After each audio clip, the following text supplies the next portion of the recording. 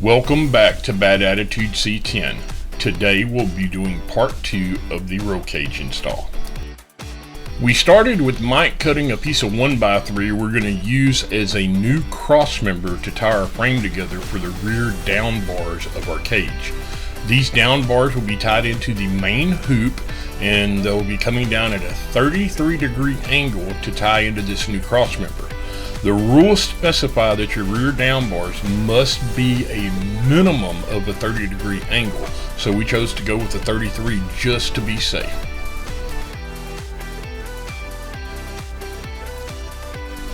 Now this cross member that we added, we did not have to do. We could have tied the bars into the frame itself, but with the 67 have a C-channel style frame that's not very thick, we figured going with the 1x6 would make it a little more rigid, and we're going to box it in once we get everything together.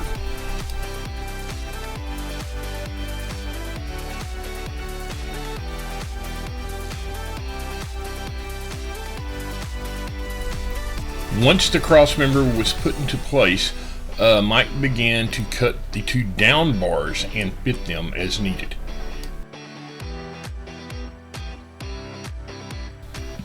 After double checking the fitment, Mike began welding in the down bars to the main hoop.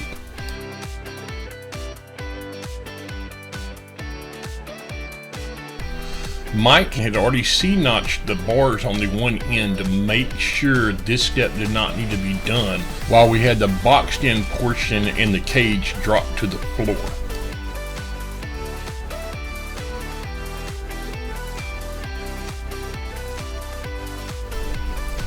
Once everything was double checked, Mike began to weld in the down bars to our new cross member.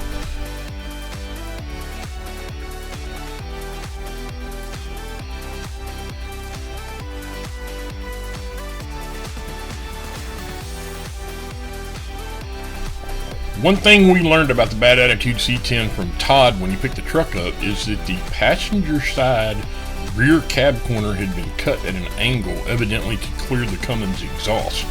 Well, he said, do you want the cab corner repaired, or do you just want me to make the driver's side match it? So I told him go ahead and make it match it.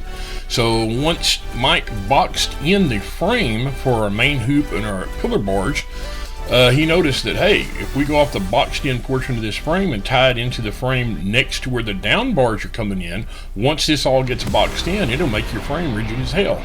So I said, well, hey, let's do it.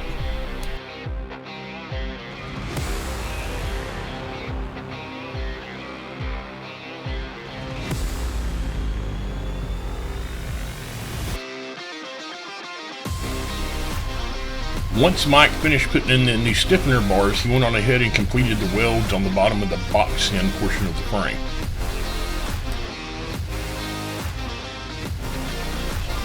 The 1x6 cross member was then finished welded into the inner portions of our frame.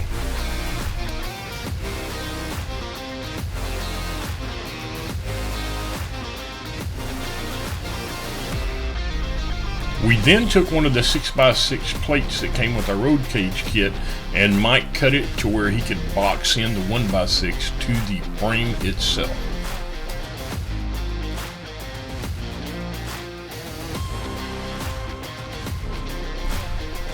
Mike took measurements of both the knee bar and the seatbelt bar and decided that he wanted to bend them to where the knee bar hugged the dash a little better and the seatbelt bar could follow the contour of the cab of the truck.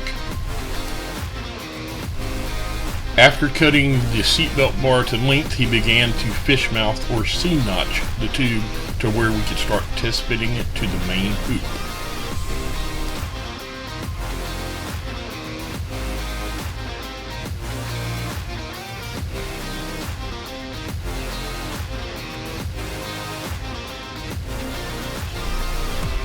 The harness bar was then tack welded in and placed level, and Mike then tack welded the passenger side as well.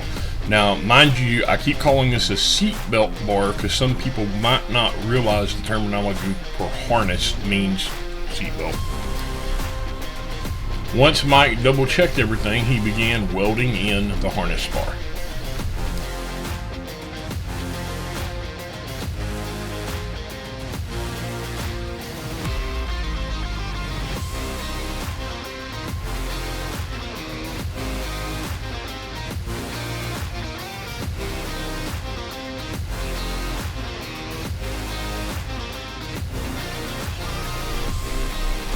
The knee bar was up next. Mike began by fish mounting or C-notching it, test fitting it, and then welding it in.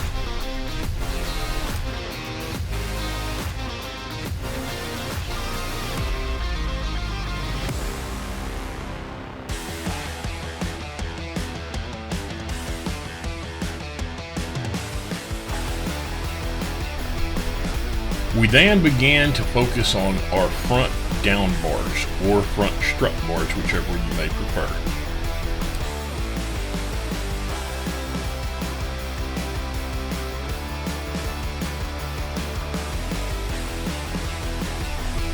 With us having no clue as to where this new LS motor was going to set within our frame rails or anything like that, and the Torque Storm supercharger bracket was going to hang off and how far to the left, we just went in and used some angle iron as brackets for the front. Now, once we get the fitment of the engine in, if everything's cool and these bars can remain 100% intact where we're putting them right now, we will gusset these pieces of angle iron.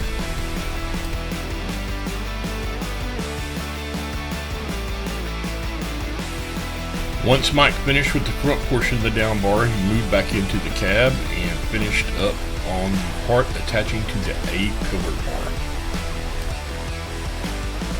The entire process was repeated on the passenger side of the truck.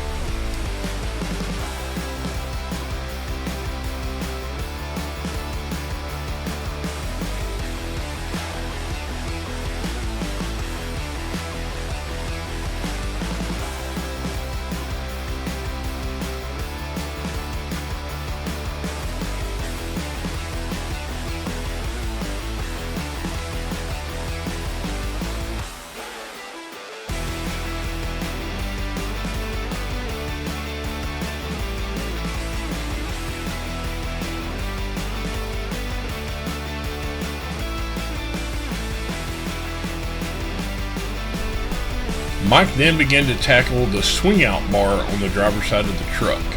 On certified cage up to as fast as an 850, which will be way faster than what we need it for at this point in time, you can use a swing out bar, which will make it easier for my fat one-legged ass to get in and out of the truck.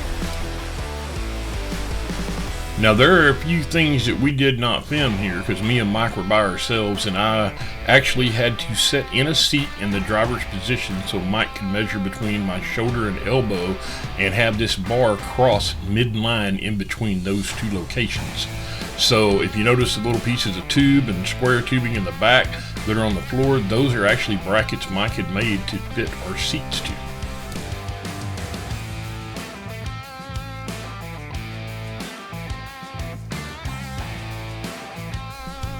We chose to grind down the spot welds on the swing out bar and put a little bit more of an angle to it to where when it swung out it stayed more vertical.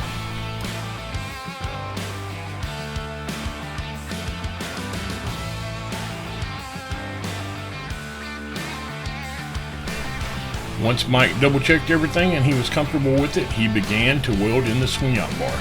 Now, we did not get any footage of the passenger side swing out bar being put in, but it was actually put in the same manner and method, angle, and everything that the one for the driver's side was. That way, if I ever needed to get the passenger seat to do anything, I could.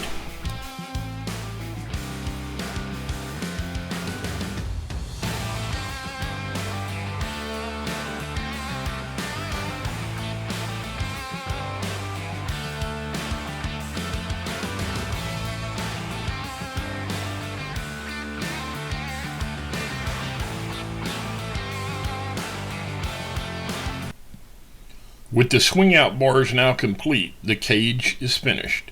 We hope you enjoyed the video, and please like and subscribe. We'll see you next time.